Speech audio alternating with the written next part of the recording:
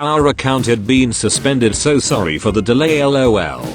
What's an unfun fact? In 2014 the CDC once found a smallpox sample that they had lost and didn't even know it. It was just laying around in some random storeroom.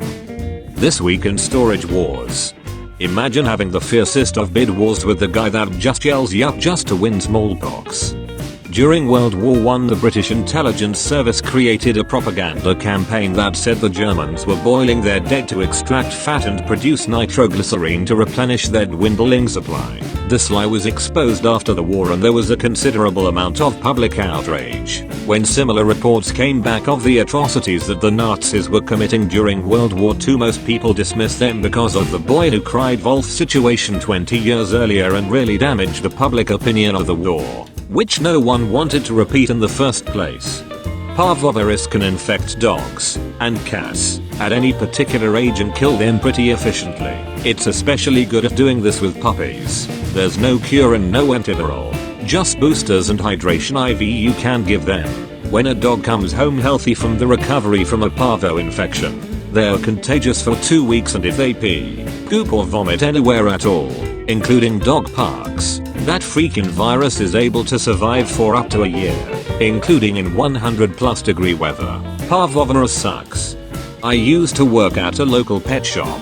They stopped selling puppies 16 years ago because they got a litter in and all 6 puppies had parvo. Only one survived and the owner kept that one dog and decided to never sell puppies again. That puppy is still alive today and is doing well. Around 1.5 million people die from TB annually, which is a disease consistently treatable by antibiotics in almost all cases. In most places where TB is endemic, HIV is also endemic, and you see a lot of comorbidity with those two. Even if people can afford and access antibiotics, their immune systems are often too compromised to fight it off.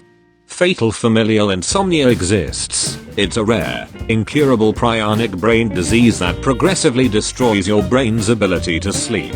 Eventually you stop sleeping altogether, go insane, have seizures, and die. Prions are scary, no cure or treatment, and mostly deadly, but they are rare. At least, if they became somehow common like a rhinovirus, humans would almost be wiped out. Brush-tailed possums are coprophagic, eat their own shit.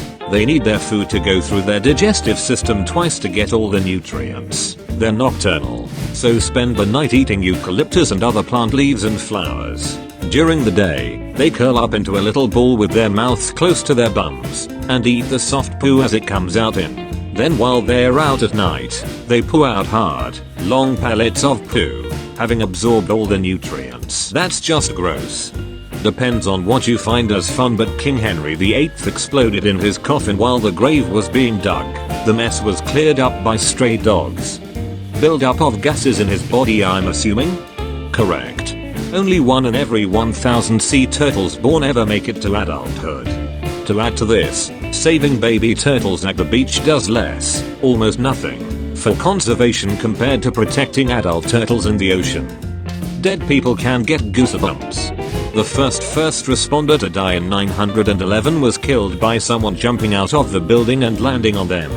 There's a planet where it rains molten glass, horizontally, at 5,400 miles per hour or 8,700 kilometers per hour.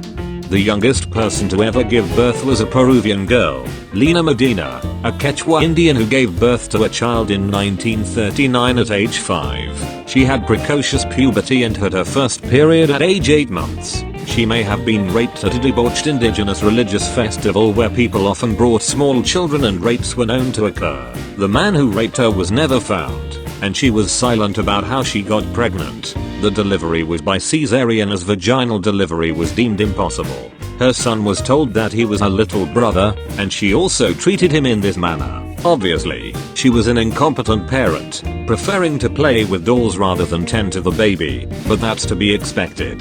The case is well documented in medical journals, including photos of her pregnant body. It is also in the Guinness Book. She later married, had another son, went to work for the physician who delivered her, and lived a quite normal life. The son was healthy but died young at age 40. She and her family both refused all requests to speak of the case, including offers of significant sums of money, As of 2008, she was still alive at age 75 and living in a slum in Lima, Peru. If she is still alive, she would be 87 years old.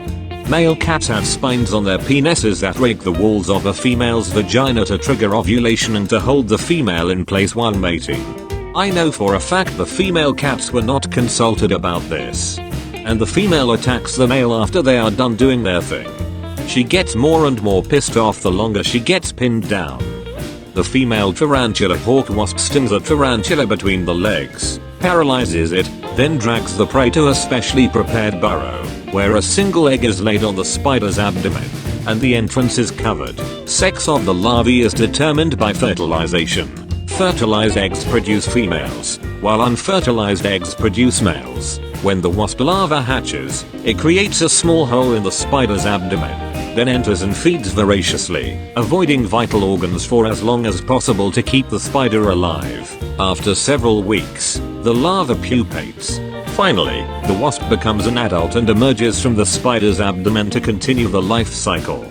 With a name like tarantula hawk wasp, of course it has to do something as badass and brutal as this.